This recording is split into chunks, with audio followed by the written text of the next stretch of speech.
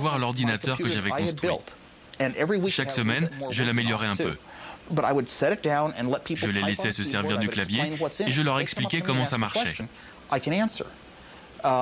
Aujourd'hui, je saurais aller voir les gens et me montrer plus promotionnel. Mais à l'époque, je ne savais que répondre à des questions précises. Mais quand même, je suscitais pas mal d'intérêt au club. Steve l'a remarqué et m'a dit « On va monter une société pour vendre ce machin ». Il a trouvé le nom d'Apple et voilà comment tout a commencé.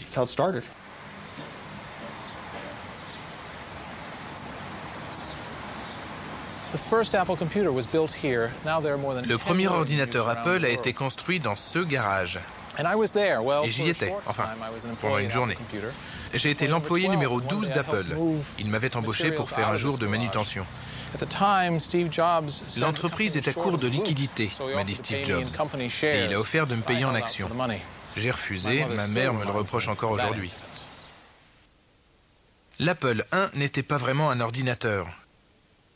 Tout juste une carte de circuit sans boîtier ni clavier. Pourtant, Steve Jobs se débrouille pour en vendre 50 exemplaires. Il acquiert alors la certitude qu'il existe une foule de clients potentiels pour un vrai micro et se met à rêver à l'Apple II. Il y avait d'évidence un certain nombre d'amateurs d'informatique capables d'assembler eux-mêmes un ordinateur à partir de notre carte. Mais il était évident que pour chacun de ceux-là, il en existait 1000 autres qui ne savaient pas bricoler du matériel, mais qui désiraient ardemment créer et utiliser des programmes, comme moi quand j'avais 10 ans. Mon rêve pour l'Apple II, c'était de commercialiser le premier ordinateur pratique à utiliser. À l'époque, c'est infaisable.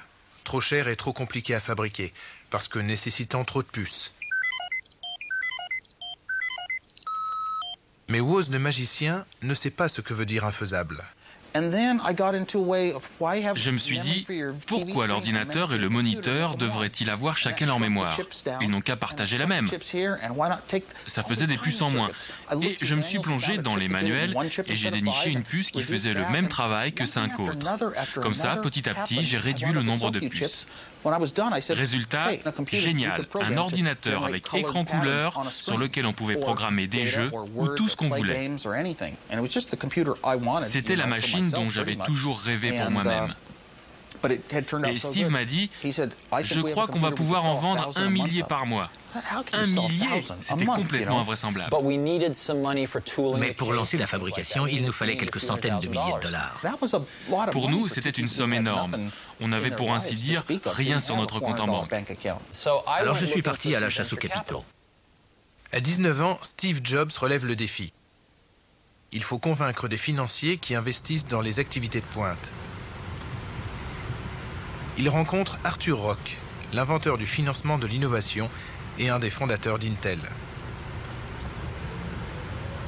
Il portait des sandales et avait les cheveux longs, très longs, barbe et moustache aussi. Mais il s'exprimait remarquablement.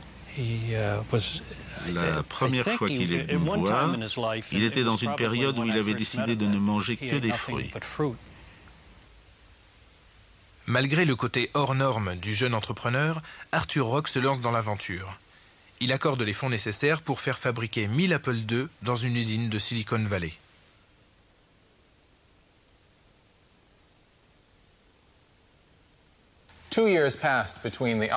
Deux ans séparent l'Altaïr de l'Apple II. 2 ans de progrès.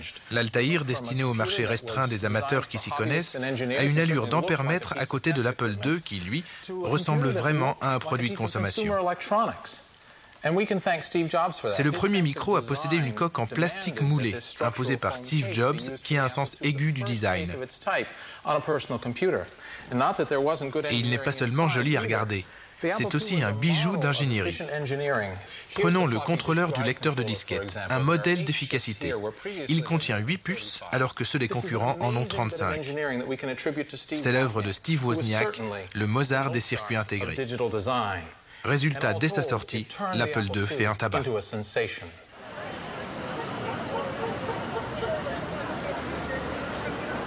Le lancement a lieu en 1978 au Salon de l'informatique organisé par Jim Warren. Parmi les dizaines d'exposants, une seule compagnie propose une machine qui ressemble réellement à un micro-ordinateur moderne et non à un kit de bidouilleur.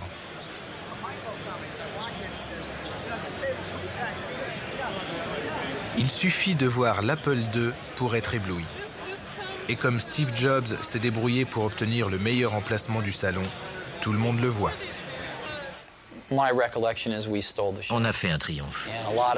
Les acheteurs faisaient la queue devant le stand. C'est là qu'Apple a décollé.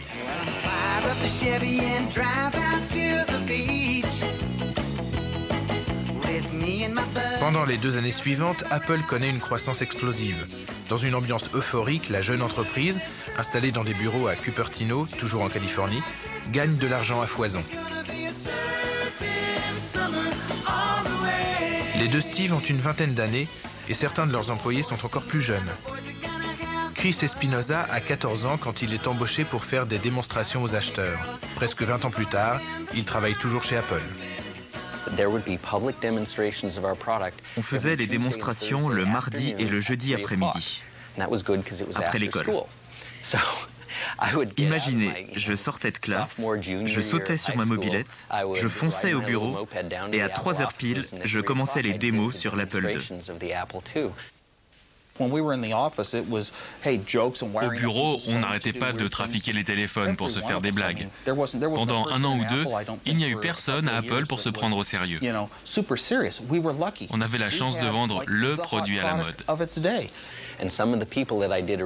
Des années plus tard, il m'est arrivé de rencontrer des clients de cette époque. Et ils me racontaient comment ils avaient décidé de démarrer une chaîne de magasins après avoir assisté à une de mes démos du mardi après-midi. Ça marchait tellement bien que Steve et moi, nous aurions pu nous arrêter de travailler si on avait voulu. Une telle réussite, vraiment, je ne m'y attendais pas. L'Apple II devient le modèle du micro. Des entreprises rivales surgissent un peu partout, flairant la bonne affaire. Mais le marché du micro est toujours limité au marché des amateurs, des barbus qui trouvent qu'un micro fait merveille pour contrôler un réseau de trains électriques.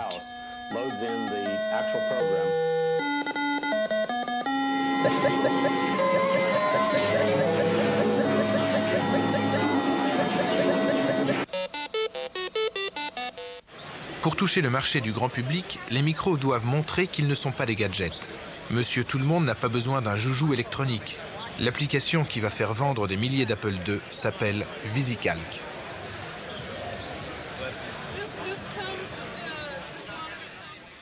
C'est le premier tableur.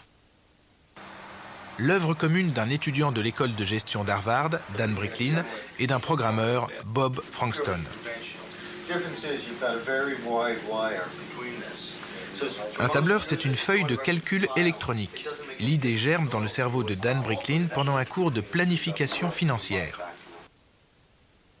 À l'époque, les feuilles de calcul sont des tableaux noirs remplis de chiffres en lignes et en colonnes. Les entrées et sorties financières de l'année en cours et les prévisions pour les années à venir. Le tableau est structuré de façon à ce que les valeurs soient reliées entre elles. Modifier un chiffre exige de recalculer tous les autres chiffres qui en dépendent. Se tromper une fois provoque une série d'erreurs en chaîne. Le professeur proposait divers scénarios aux étudiants qui devaient calculer de quelle façon chacun d'entre eux affecterait les bénéfices d'une entreprise fictive.